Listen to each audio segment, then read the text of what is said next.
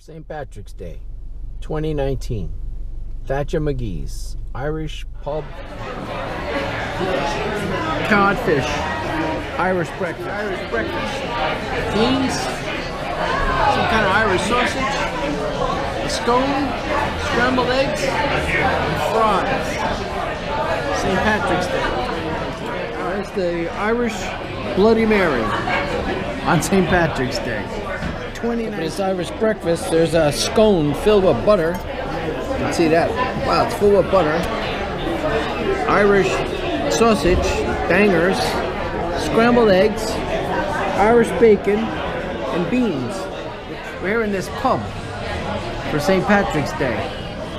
So what do you have to say about that? Being here in this Thatchers Mcgees. It's like being in London, right? Look up this way. Look this way. Self-seating St. Patrick's Day. So I'm leaving Thatchers Mcgees. Here, that's the thatch roof. You see, that's a thatch roof. Here at Thatchers Mcgees. God, it's getting colder. Yeah, it's colder out. It's always cold on St. Patrick's Day.